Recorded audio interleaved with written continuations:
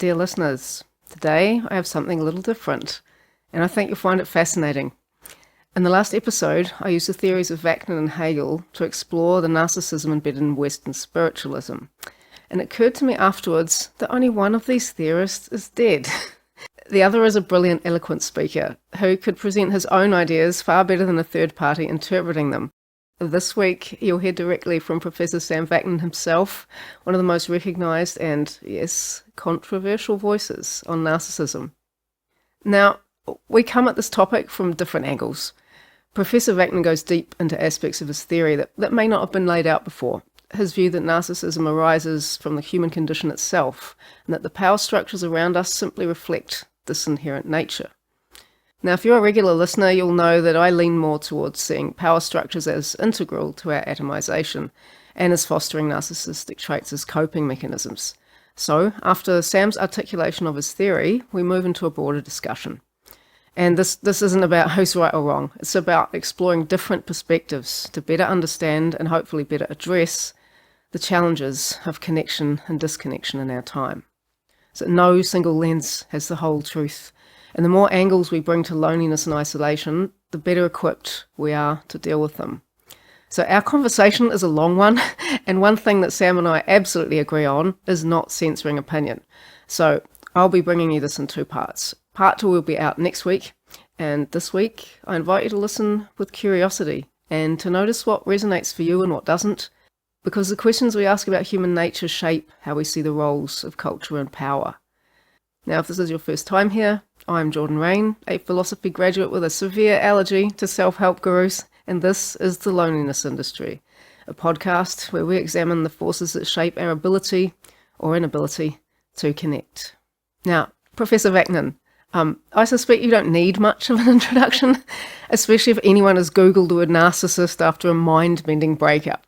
But in case anyone listening opted to go into hiding due to society's current state, Professor Vaknin is the author of Malignant Self Love, a pioneer in the field of narcissism studies and one of the most controversial and most cited of voices on pathological narcissism. This is the man who coined most of the language we have today when it comes to narcissistic types, tactics and behaviours. In the mid-90s, Professor Vaknin was almost the sole voice on understanding narcissism as pathology. Slightly less well known is the fact that he also delves deep into narcissism as a more general requirement of being in Western cultures. A professor of psychology, a former economic advisor, and someone whose work has not only shaped the online understanding of narcissism, but has also ignited intense debate across academic and clinical spheres. He is also, and I say this with great admiration, impossible to reduce to a single label. So instead of trying, let's hear directly from the man himself. Sam, thank you for agreeing to speak on the loneliness industry. It is an honour to have you here. Thank you for having me, and thank you for the introduction. I barely recognize myself in it. I've listened to enough of your stuff by now that everything I'm saying is true. You are unclassifiable. So I'm going to start with the first question here. I'm going to move from the personal to the relational with this question. One of the recurring themes in the loneliness industry is how narcissistic systems, whether individual or institutional, create profound loneliness by severing us from real connection. So before we zoom out to the societal patterns, let's begin with the individual in their relational context. How does narcissism create disconnection, both internally for the narcissist and externally for those in relationship with them? I don't think that narcissism creates loneliness. I think it's rather the other way around. I think loneliness creates or triggers narcissistic defenses.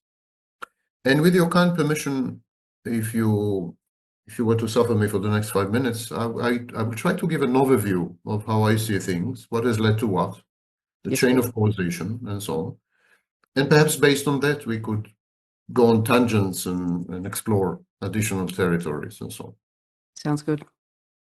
Start with the foundational, indisputable, non-controversial fact that we all need to be seen. And this starts in early childhood. This starts when you're a newborn. The first thing a newborn does is attract attention. A newborn who fails at attracting attention is a newborn with a very limited life expectancy. And so the need to be seen is a survival strategy experienced subjectively as a need. Actually, it's about survival. It is through the gaze of other people that we derive initially sustenance, food, shelter, changing of diapers, for those of us who are lucky. And then later on in life, it is the gaze of others that defines us. It is through the gaze of others that we acquire the sense of existing. Existence is not a given. Absolutely not. People think that existence just is part and parcel of being human or being an organism. That's not true. It's not part and parcel of sentience. It's not part and parcel of consciousness. It's not the sense of uninterrupted, continuous core that is immutable, always there. The sense of being, the sense of what we call the self, the boundaries between you and the world stops here and I start, and I stop here and the world starts, and all these are just forms of internalized gaze, other people's gaze. That's not Sam Vaknin, that's Lacan, actually. And so the first instance of a defining gaze is ineluctably, the mother's gaze. It is through the mother's gaze that the newborn acquires a sense of selfhood. But mind you, it comes at a cost, and the cost is trauma. It's very traumatizing to realize that you are not a part of mother and mother is not a part of you. To realize that mother is a separate, external entity with a mind of her own, autonomous and independent and agentic. It's terrifying because it means it translates into an innate sense of loss of control. The symbiotic phase where the baby and mother are one is very anxiolytic. It reduces anxiety. The baby is not anxious because there's nobody out there. Baby and mother are one. But then suddenly, through mother's gaze, the baby becomes separate. Bear with me, I'm leading somewhere. I'm even going to answer your question, shockingly, ultimately. But we absolutely need this background because the need to be seen, of course, has vast social, societal, cultural, and commercial implications. And so we start with this fact. And then every time we experience someone else's gaze, we also re-experience the original trauma.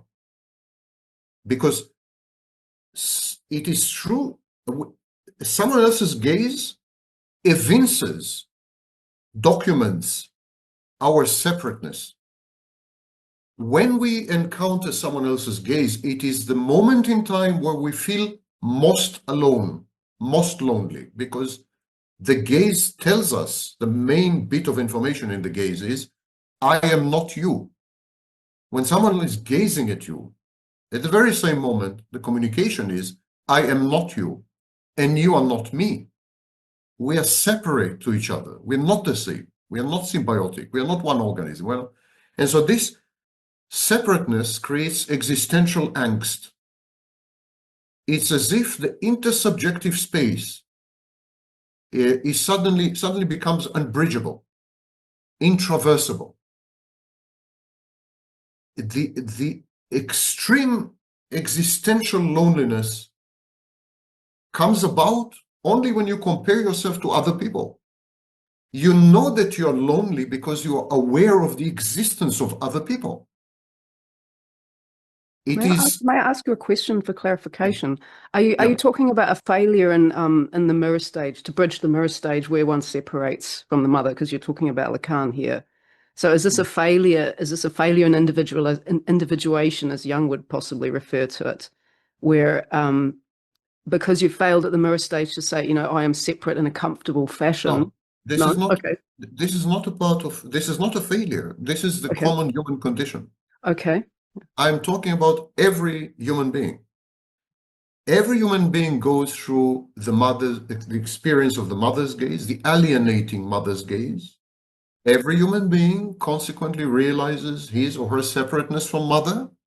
Every human being is traumatized by this realization. And every future gaze to the day you die provokes or triggers this initial trauma with the primordial gaze. Why? Because when you are the subject of someone else's gaze, it is clear that your separateness becomes incontestable. It is through someone else's gaze that you realize how alone you are. Your loneliness or your aloneness is in contradistinction to the existence of other people. Is this an impossibility of being truly seen? Because it sounds like even if I were to attempt to understand you to the best of my capacity, that I would ultimately fail, and that my failure, despite maybe I get it, I don't know, 70% right, whatever is the highest percentage, you would still feel completely alienated even by my attempts. Which is precisely why I said a bit earlier Yep. that it evinces the failure or the unbridgeability or of the intersubjective space. Okay. So because the intersubjective space can never be traversed, can never be crossed, the other is never accessible, never comprehensible, never meaningful, Never fully graspable. Yes. never fully graspable. Yes. And you're right, that various philosophers. In abstraction of a kind. But it is the existence of that untouchable, impermeable, unbridgeable, inaccessible entity that allows you to realize your own separate existence. And the separateness is so solipsistic, so total, that it triggers the primordial trauma of your aloneness. It provokes anxiety. Existential angst, according to Sartre, is the outcome of the need to choose, the need to make choices. Whereas I think it's much more profound. I think in my work, existential angst is about realizing how alone you are, and there's little you can do about it. Sounds like you mean it's an inherent aspect of the human condition. It's an inherent aspect of being human, yes, of grasping the outside world. The minute you grasp the outside world. You've preempted a question I want to ask later on, but it fits here because you do talk in previous interviews about the process of atomization, and it was quite a long time ago. I think it's about 7 years ago, the interview I was watching, and you referred to the atomization of people in modern capitalist societies, saying that we're not as reflected as we used to be, and therefore we seek it elsewhere. But it sounds like that your theory's developed further along since that interview, because it sounds now like it's inherent. You can't be atomized if you're inherently isolated. Your questions are excellent, and don't misunderstand my responses as implying some kind of criticism or anything. No, I want explanations. I want expansion would be good. Yeah, difficult to wrap your mind around it. Yeah. While the bridge to another person is impossible, the intersubjective space is a myth. It's nonsense. Okay. You could never, ever, in principle, access another person's mind. Another person's mind is a domain that is out of access, out of reach, in principle. So this invention or this convention of the intersubjective space is nonsense, I'm sorry to say. And with it, of course, equally nonsensical is the concept of empathy. Okay. Einfühlen in German, like you feel like one. How can you feel like one? You're never one. Yeah. Except when you are 6 months old. Yeah. Empathy was invented shockingly by a German. The It is shocking. Yes, the original word was Einfühlen. So the intersubjective space is a convention or a myth that we have concocted in order to reduce our level of anxiety.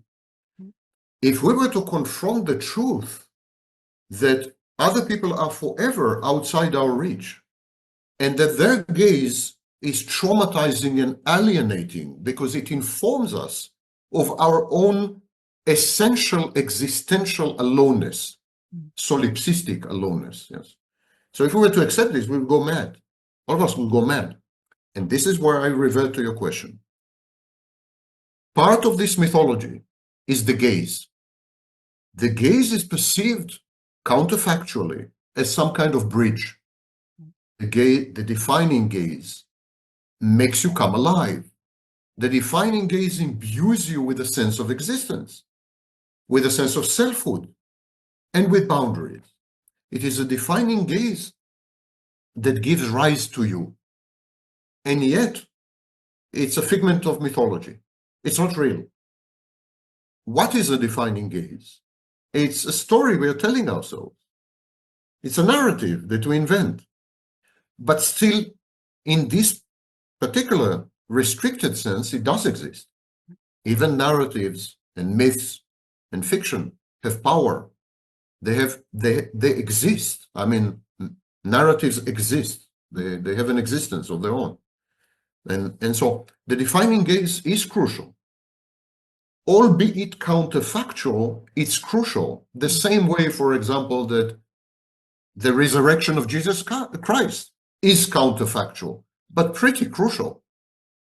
So, and we are willing to pay a price in order to secure a defining gaze. And the price is socializing with other people. Yeah. I think we socialize with other people because we consume indefinitely their defining gaze. We need the defining gaze. We depend on it. We disappear in the absence of these defining gaze, or at least we experience ourselves as dissipating, as if we were dissipating or disappearing. We need the gaze. The gaze is like fuel. Like food. It maintains us, keeps us alive.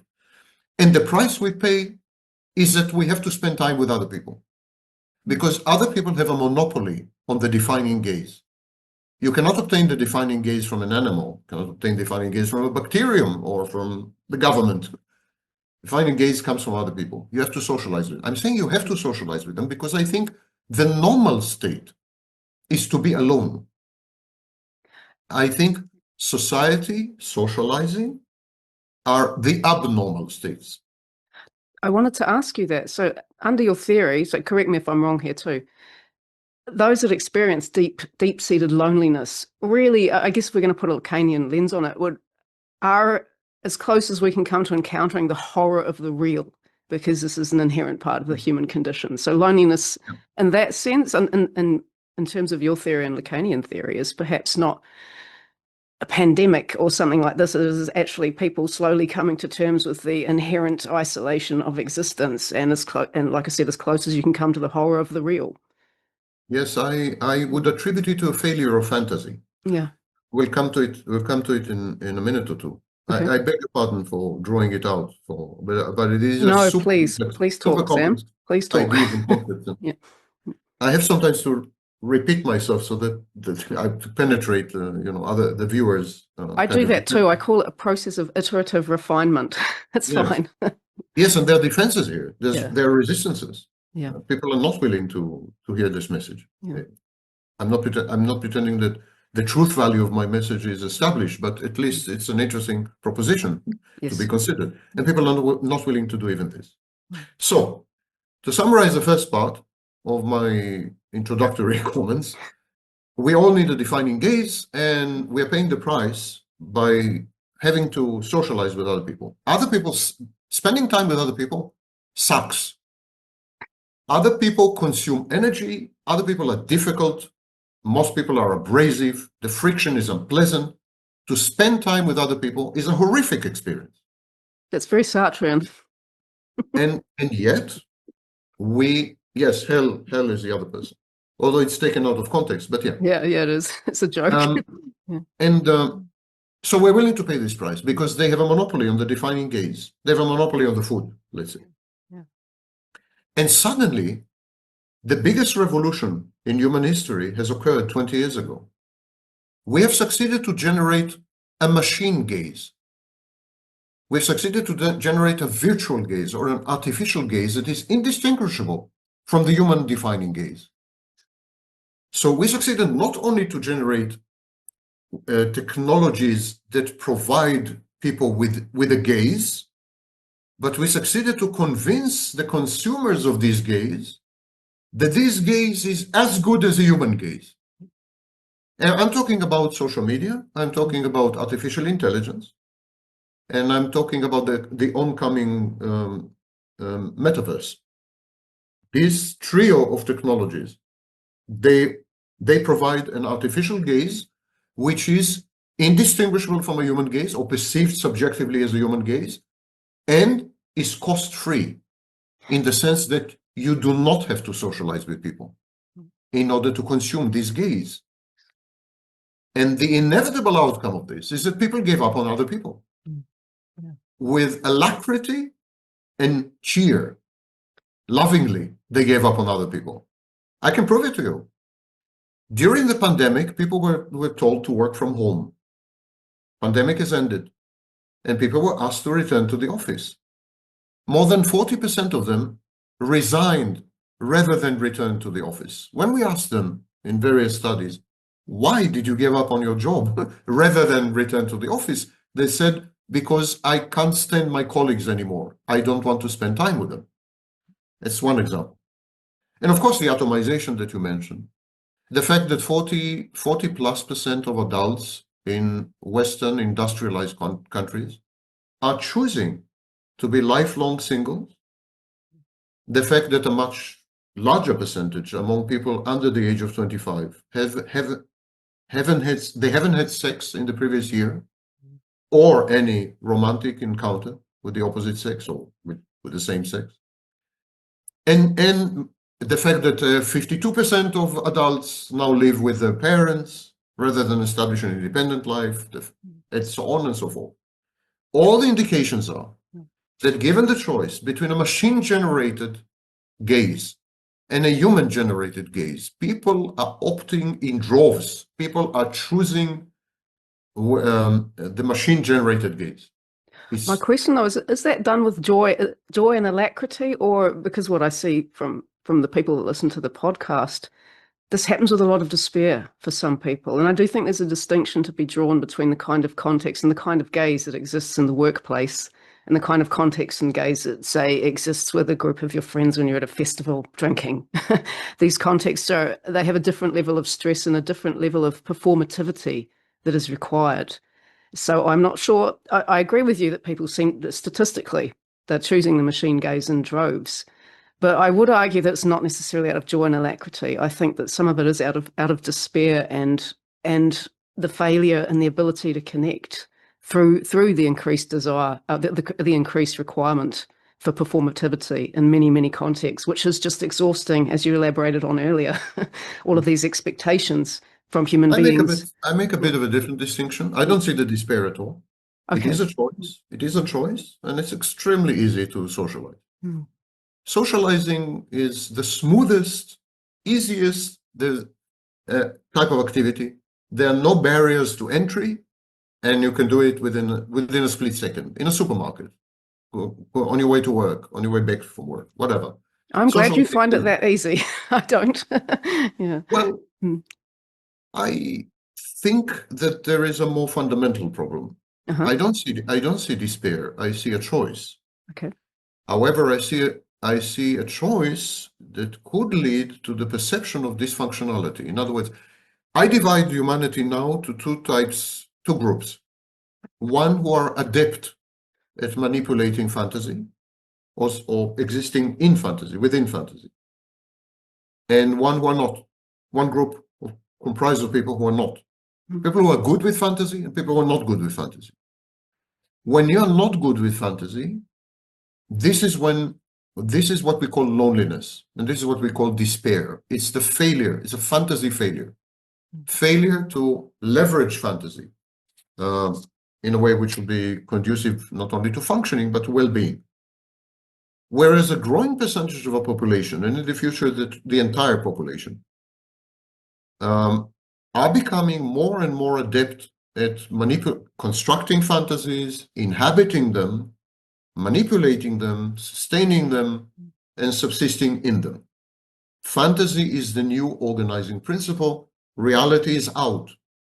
If you're not good at fantasy, you would feel, of course, lonely, and you would be desperate. The desperation, I claim, is not because you fail to connect and not because you don't have other people in your life. That is a relief. The desperation is that you can't find a substitute for this. You need a defining gaze, and if you're not good in fantasy, you're unlikely to obtain a defining gaze, even a machine gaze.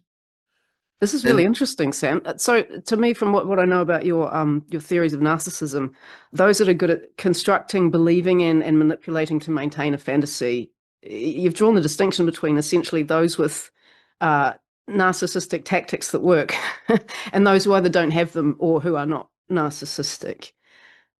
The issue I have with it is that the maintaining of a fantasy, well, perhaps it actually fits with your theory, to be honest. To maintain the fantasy is quite a lot easier when there are no people involved to contradict your fantasy and opinion. You can do it far more easily with machines, let's say. So then we've got two groups of people, one of which is, good at creating fantasy, but would choose machines because it's a lot easier. And those who don't, who still potentially seek social connection and potentially don't. Or clarify, please. To my mind, no one seeks social connection if they can avoid it. The problem is some people can't avoid it. They cannot avoid it because they cannot secure an alternative source of a defining gaze. That's my theory. Yeah. I think if you're successful in interacting with artificial gaze or virtual gaze generators, you become a solipsistic narcissist. Narcissism or narcissistic solipsism consists of two elements. One, a great capacity for fantasy. I would call it fantasy eloquence. Okay. And a second element is a capacity for introjection, a capacity of converting other people into internal objects and then manipulating these internal objects to great effect. Yeah. And you could look at it another way and say that solipsistic narcissism is about creating fantasies and then immediately internalizing them. Internalizing the fantastic space. And then within the fantastic space, you have internal objects that represent other people. So people who are good at these two things, they're good at converting other people to internal objects, and they're good at constructing fantastic spaces and populate these fantastic spaces with these internal objects. These people are narcissists. And they're well adapted to the system that's developing right now. Yes. And these people are happy. They don't need or want other people. It's a burden. However, not everyone is as adept and as capable of accomplishing these. And so these are the people who are left dangling and hanging, and to their great detriment and despair. And this is my point, yes, that there are the despair is not because they're failing to connect. Okay. The despair is because they need to connect. They are coerced into connecting. I beg to differ. I don't think the locus of explain the coercion part to me, please. I don't feel that the locus of despair is because they fail to connect with other people. Okay. I think the locus of despair is because they have no other alternative but to connect to other people. I think the locus of despair is because they are failures, a condition we call narcissistic collapse. I think they're in a collapse state. So then we've got two groups where there's a narcissist succeeding at using the tools, and then there's just other narcissists that are failing at using the tools, and no one who isn't one. I mean, I know this fits with your broader theory of society, actually, but these are the two groups that you're defining here. I think everyone would like to be independent of other people. I think that's the driving force. That has been the driving force in hunter-gatherer societies. And that's how humanity started, not with collaboration, not with cooperation. This is nonsense. Collaboration and cooperation started with the agricultural revolution and with urbanization, not before. Before that, there were tiny, isolated groups of people. They worked together ad hoc, but they didn't form any social kind of social networks or whatever. They were ad hoc teams. So urbanization and agriculture started it all. Now, today I think technology allows us to go back, to revert to our natural state. And our natural state is to be all alone. Only some people are not good yet, are not skilled enough to accomplish this blessed state.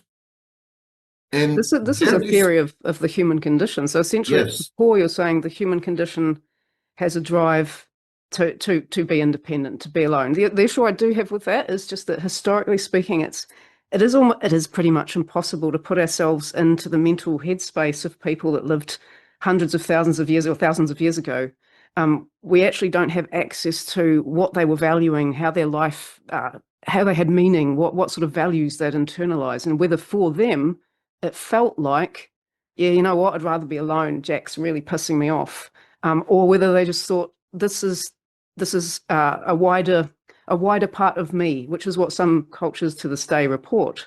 Some cultures don't have a word for I, because there's this sort of a wider, you'd possibly call it a wider circle of the solipsistic world. However, I yep. think if you base all of this on the premise that the human condition at its core has a drive to be completely independent, you encounter problems with that. No, Not everyone's going to agree with I you. don't think so at all. When you expand your definition of yourself and you say there's no I, but Yeah. there's only the collective, that's a fantasy. And that is when you internalize other people as internal objects. What would be if that's fantasy, how do you define reality? The reality is that people are external and separate to you. Okay. If you consider everyone to be part of the same organism or mega organism, then that's a shared fantasy. And other people are figments of your mind. They're figments of your imagination. They're internal objects. It's in effect a kind of narcissistic state. I was going to say, So this does sound a lot like projection of the narcissistic state onto. it is a narcissistic state. Yeah. So the human condition is in When your you view, mention inherently societies, narcissistic and projective. yes, I Okay. think the natural state of human beings is to be all alone, to pay the minimal price of interacting with other people because they need food or shelter or a defining gaze or whatever, that they need something. And the path of least resistance is to minimize these interactions, not to increase them, not to enhance them, but to minimize them.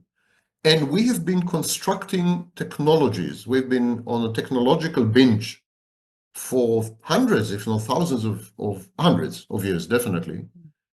Technological binge that sought to render us more and more self-sufficient and self-contained. And it culminated with the emergence of computing, social media, artificial intelligence, and so on. We now really don't need other people. And many of us are choosing exactly this. It's a choice, make no mistake about it. I disagree completely that it is out of your hands. It's absolute choice. To be atomized, to be alone with your two cats and Netflix, that's a choice. That's an absolute choice. And Pew Center, for example, agree with me. But I think when we mention societies, collectivist societies, where the individual is subsumed in the collective and assumes the collective's identity, that is the ultimate narcissistic condition, because that is a shared fantasy, shared fantastic space where everyone is someone else's internal object. There's a single organism or single self, and everyone is just a figment in this mind, in this collective mind. So it's a colony. It's a colony approach, kind of. What happens if we substitute the word fantasy for connectedness? Because these other people are facts. They do actually objectively exist out there. They go and pay their taxes. If they punch you in the face, you know how factual they are. And of course, our memories of them, you could argue, are the internalized objects. However, I think that it's a very loaded term to say that this is all fantasy. My idea that I'm connected with other people is fantasy. And I do come back to the point that we can't actually occupy the mental space of people, whether or not they had a word for I, me, just one human being, or it was a broader definition. We still are unaware of whether they were thinking, as I said, it'd be way better if I could just hang out on my own. Unfortunately, right now, we don't have the technology to do that, so I'm going to have to help Bob with his hunting. we have ultimately to rely on observations Mm. of behaviors, of social structures and so on, and derive from them speculatively the state of mind of the people who have constructed them. Yeah. So if we see people who, for example, spend time within a cell, a social cell of 5 other people, Yeah. have the opportunity to form a much bigger cell and decline it and even become violent when they're confronted with the possibility, which is the history of the clash between hunter-gatherers and farmers. Farming, agriculture coexisted with hunter-gatherer societies Yes. for about 1,000, perhaps up to 3,000 years. There's a debate. Hunter-gatherers chose not to become farmers and even try to exterminate farming or destroy agriculture. There was the famous battle between nomads and hunter-gatherers and agriculture. Cities were consistently being attacked and molested by hunter-gatherer societies, nomads, and so on and so forth. So it's not as if there was a linear transition from tiny social groups to much bigger social groups, indicating clearly a preference for much bigger social groups. Actually exactly the opposite. So I do think it's hard to extrapolate, though, simply from, and there's a lot of debate in archaeology too, how we do project from our current temporal location our own values onto past cultures. That's endless. That's endless. I mean, this kind of argument, it's endless. This kind of argument is endless. Yeah, exactly. So if it's okay with you, because I do really appreciate the development of your theories, and I haven't heard it to this level of depth before, so thank you, Sam. But there is, just because sticking to my podcast theme, I would actually like to, because last episode I used your theories, as I said, to talk about Western spiritualism and the narcissism and solipsism within that. So in your work, you describe narcissism not as a fixed state, but as a kind of a psychological cycle. And I'm especially interested in how the covert narcissist often longs to become overt, and how the overt narcissist might collapse back into a covert state, especially after some kind of failure to maintain power or the fantasy or control. So would you be able to take us through that internal cycle, how these two states relate and what drives the shift between them? I mean, it sounds very dialectic to me, a dialectic tension going on. I promise to answer your question, but I think we have left a corner of our previous topic uncovered. Okay. And I think it's a very important corner. Yeah. Because when I said that technologies now render people self-sufficient and people are delighted with this and they're making a choice to be alone, one way of buttressing this argument is looking at the features of the technology, whether this is an inadvertent byproduct or side effect of the technology, or whether it's a built-in feature. In other words, is it a feature? This is the issue. Which causes which? Yes, a feature or bug. And I claim that modern technologies have the aloneness feature. They have aloneness or loneliness as a feature, not as a bug. Yes. Oh, I agree with you there. I will give four examples, and then I'll cover your question. Number one, intimacy challenges the business models of these technologies. If you spend time with people, you're not spending time on the screen. Your eyeballs cannot be monetized. It detracts, it reduces the profits of these companies. So they want you to be alone. They don't want you to be with other people. Ironically, social media is completely asocial. We call it asocial media. For Zuckerberg to make more money, he needs you to be single, not have children, not have a spouse, not have a boyfriend, not spend time with other people. He needs you to spend all this time on Facebook. Number two. Can I interject there, though, because that is about power structures and not necessarily some emergent, something that we have all desired and then given up to other people to allow to put into action. These technologies, it's documented, have been designed with the help of psychologists and sociologists and even anthropologists. That doesn't stop them being part of power structures, however. I don't know what is a power structure. I know that if there is a technology that discourages certain human behavior or certain human state of mind, then, it stands to reason. I don't need to be very convoluted about it. Okay. It stands to reason that the people who created the technology wanted it. That's the safest, parsimonious, Occam's razor assumption. Or Of course, wanted to profit from it as a fairly simple drive as well. Yes, absolutely. They wanted it, either they wanted to profit from it, but they would not have introduced it had they thought that they could not profit from it. In other words, no they argument would there. not have introduced this feature Yeah. had they believed that this feature would not resonate with people. They introduced an anti-intimacy feature or disintimacy feature because they thought, exactly like me, that people would love it. That's what my argument. This reminds me of Zizek, actually, and I don't know if he addresses this directly, but how things do contain their own contradiction. So, the dating apps, like to your point, if you sign up to a dating app, they basically want you to not meet someone that you're going to match with so that you keep coming back and keep paying the fees.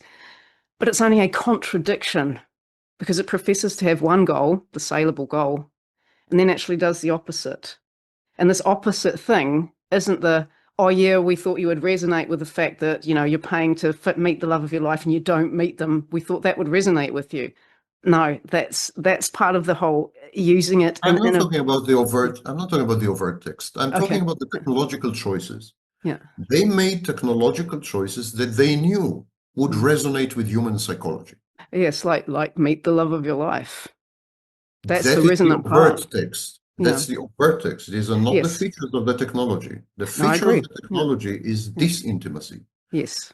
The overt text is propaganda. The overt text is interpolation. I agree with you completely, but the overt text is what provides the resonance. The resonance isn't in, I will never meet anyone. I disagree completely. The overt text is not what provides the resonance. What provides the resonance is what the technology does for you. Okay. And what the technology does for you, it empowers you. It empowers you by rendering you self-sufficient, not dependent on other people, and able to disengage.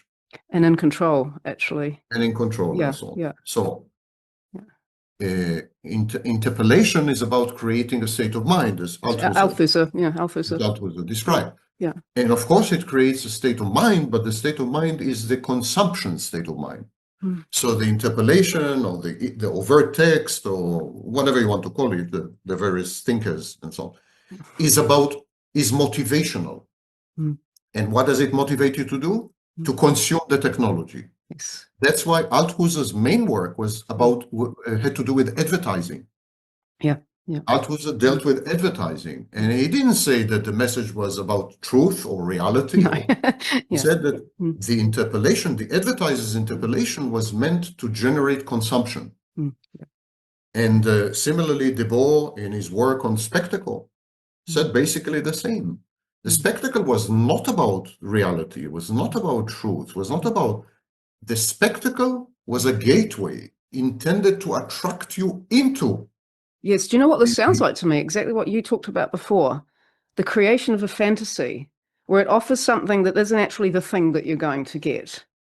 But we as the purchasers of, say, dating apps, because we've been on that one, we're buying into the fantasy with the hopes of obtaining the lie that we're sold. Yeah, but then... and in that sense, I don't think that it's fair to say we're choosing our own isolation, because we've been pulled into this fantasy that we have not created. But you're choosing to not opt out. I think that people do opt out of online dating. I hear incringly that, not online dating. I think I'm talking about social media. I do think that people are increasingly doing so. Which is hilarious for me to say. Absolutely fringe movement. It's absolutely fringe. Yeah. On the very contrary, you have an explosion on TikTok and so on.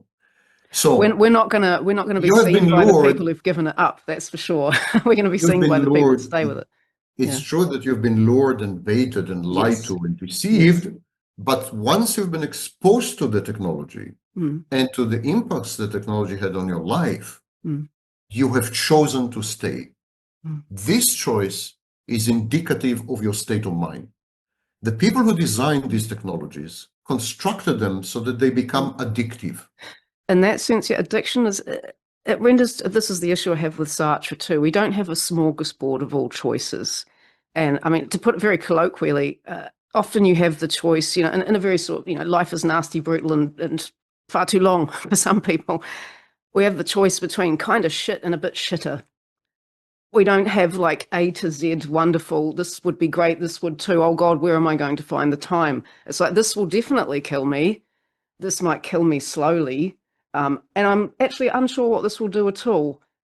We have those kind of choices in everyday life. And I don't know, I'm a down to earth. It's not like we're going A to Z, I am for this thing. It's kind of like, no, I just can't do that one because I'm pretty sure it will kill me. I'm a down to earth kind of guy. Yeah. If billions of people are using a technology that isolates them, atomizes, prevents human contact, and they're still doing it 25 years, 20 to 25 years later. That's how addiction works. That means they want it. Yeah. Addiction, in a way that like you can want cocaine. It means they want it, period. Yeah. I don't like to hyper intellectualize. They want it. If people are using something for 25 years, by now they know the impacts of this technology, and they're still using it. Yeah, you could call it addiction. I don't care about the label. The fact is, I think you called it addiction, actually. Yeah.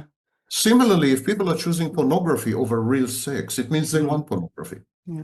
Period. It's undebatable. This is a choice. You can't ignore that. That is a fact. Yeah, I agree with you that it's a choice to do it or not do it, right? But I think when we talk about choice, it does sometimes mislead, and it is it's part of the capitalist narrative too, that we have this freedom of choice of everything for everyone. Everyone has access to all of these things too, which is also not the case. There's, structural violence that prevents access to certain things. The choices aren't as, I'm doing this with joy and alacrity, as you said before. It's like sometimes, this is the only thing I haven't tried. I'll give it a go. It's still a choice, you're dead right. But it's not that sort of this is wonderful and therefore this is therefore a reflection of what I genuinely want. So you're saying people are using these technologies for 20 or 25 years and they're actually very unhappy with these technologies and they're still using them. I would say that's possible. Certainly I can speak here from the anecdotal evidence of someone who's gone through a long career of music, right? Having to use social media and hating it. And every time I've had a pause in that career, that's the first thing that goes. It's become, someone described it to me the other day, a friend of mine actually, it's become the monster that is present in our lives that you have to feed. Like if you have a small business, you have to feed it. It is very self-exculpating. It's a victimhood narrative. I understand that. That's natural in the West today. But I can't buy that. The designers of this technology designed it to destroy intimacy. They knew it well.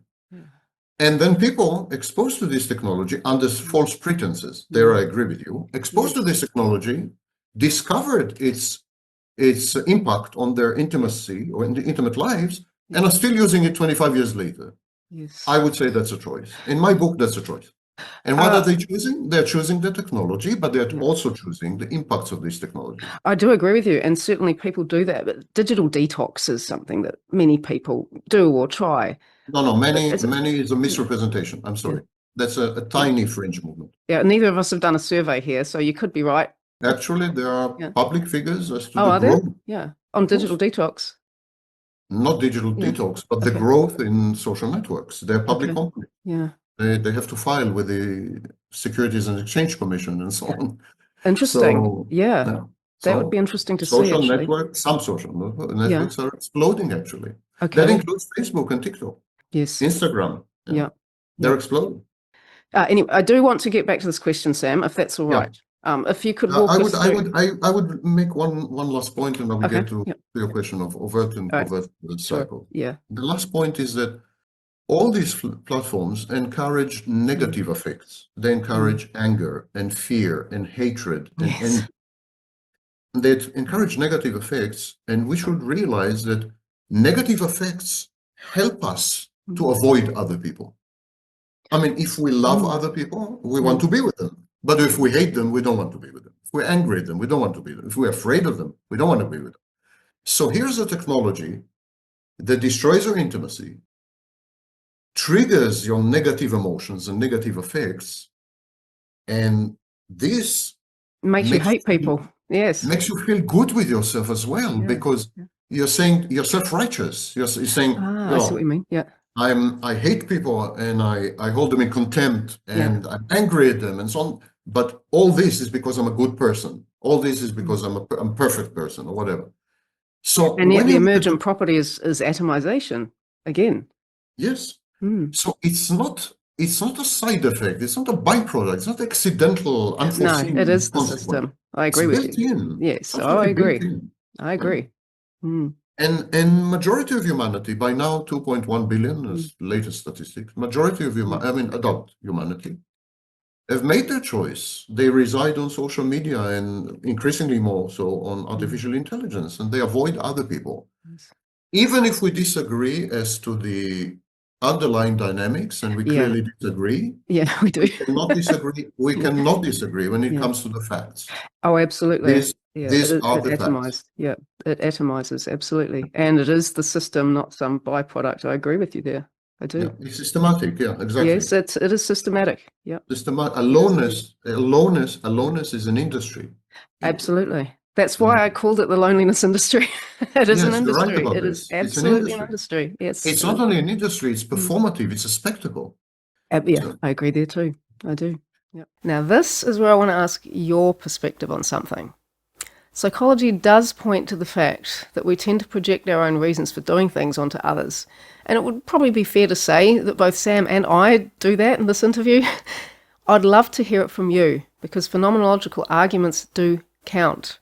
How does it feel inside from your perspective? Do you, personally, turn away from others gladly, preferring the reflection of a machine? Do you turn away with another emotion, maybe frustration, resignation, grief, or something else? Or do you not turn away at all, with some particular emotion associated with that? Hope, also frustration. What emotions do you associate around not giving up on human connection if you haven't given up? Now, there's no one right answer here, right? These are the kinds of questions that help us uncover what's really happening in our lives and in broader society and our culture. So I'd really appreciate hearing your personal experience of these things. Now, in part 2 next week, Sam and I converge a lot more in our perspectives. We talk Western spiritualism, psychology, and more on the systems that shape us. Until then, the usual stuff. You can support us on Patreon. You can join the community on YouTube. There's going to be some videos that are just available for the community on YouTube, so please do join there. It helps keep the podcast going. Thanks for listening, and I look forward to reading your experiences around searching or not for human connection. See you then. Bye.